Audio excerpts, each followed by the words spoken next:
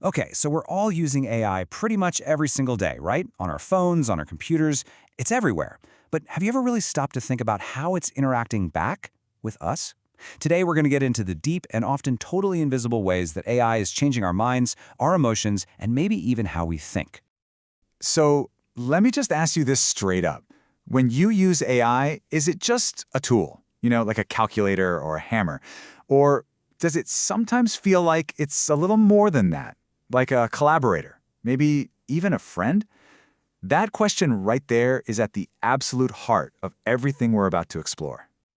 So how does AI get under our skin like this? Well, to figure that out, we actually have to start by looking at a little ghost in our own machine, a hidden tripwire in our brains that makes us uniquely receptive to technology's influence. And this is where we get to the absolute core of it all. It's a concept called the CASA paradigm. It stands for Computers Are Social Actors, which I know sounds a bit academic, but the idea is actually super simple and pretty mind-blowing.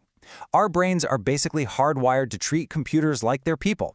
We automatically, unconsciously apply social rules to them, like being polite or feeling like we owe them something without even thinking about it. Now this is the part you really gotta get. This is not about you being tricked or believing your laptop has feelings. You know it's just code. But that doesn't matter.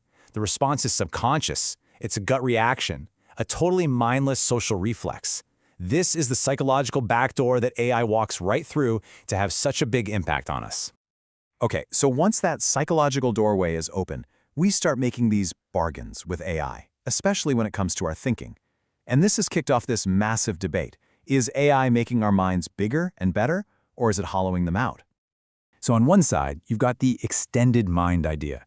This theory says AI is our awesome cognitive sidekick, creating this powerful hybrid intelligence where we're smarter together. But on the other side, there's a much darker take, the hollowed mind hypothesis. This warns that AI just becomes a mental crutch, and we fall into what's called a sovereignty trap, where we just stop thinking for ourselves and let the machine call the shots. And look, this isn't just some philosophical debate. We're starting to see real, measurable data on this. Studies are showing that relying heavily on AI can lead to a drop in critical thinking, people giving up on tough problems faster, and get this, even lower neural connectivity. We are literally using our brains less when we outsource our thinking to a machine. So what are the real costs here? What are these hidden dangers? Well, there's that sovereignty trap where we just accept an AI's answer as gospel. Then there's linguistic flattening. Think about it. An author with a really unique, punchy style starts using an AI assistant all the time, and pretty soon their writing just starts to sound, well, average. And we're seeing this kind of Google effect 2.0, where the most important skill isn't thinking things through anymore, it's just knowing how to ask for things. All right, so we've talked about thinking. Now let's switch gears to feeling. Because this is where the relationship between humans and AI gets really, really weird and intense. We're not just using AI to think for us. We're using it to feel with us. Just take a moment and read this. It's from a user of an AI companion app called Replica.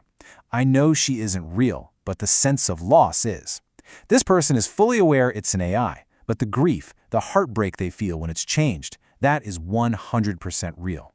So how on earth does a piece of software pull this off? Well, it's no accident.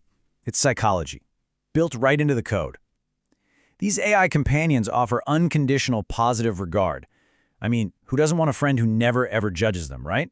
They create a feeling of reciprocity, of being listened to, by remembering little details about you. And they use all these little tricks, avatars, voices, names, that basically hijack the social bonding parts of our brain. But here's the thing, it's not all bad, not by a long shot. This emotional bond can be incredibly powerful for good. Take a look at this. Clinical trials for therapeutic chatbots like Wobot have found that they can be genuinely helpful. The group that actually engaged with the chatbot saw their depression symptoms go down way more than the group that just got information. Sometimes that relationship really does help. But there's a huge, huge risk that comes with this. When the company pushes a software update, the AI's personality can completely change overnight. Users have literally described this as feeling like their friend or their partner just had a lobotomy. It's a phenomenon called identity discontinuity, and it causes real grief, a profound sense of loss. Now, the best of these AIs are actually trying to teach us healthy coping skills. One of the big ones is called cognitive reappraisal. It's basically a fancy term for learning how to reframe a bad situation in your mind to take away its emotional sting. It's a really healthy, adaptive skill to have. The flip side of that is something called expressive suppression, which is basically just stuffing your feelings down and pretending they're not there. As you can probably guess, that's not so healthy. It usually just makes things worse. And the way an AI is designed can literally push us toward one or the other, helping us process our feelings or just helping us hide from them. Okay, so let's zoom all the way out. We've got the cognitive effects, we've got the emotional effects, and all of this is pointing us toward a massive fork in the road, a fundamental choice about the kind of people we're going to be in this age of AI. Down one path, we've got a future of hybrid intelligence. This is the cool future, right? Where AI is a scaffold for our own minds, a partner that amplifies our creativity.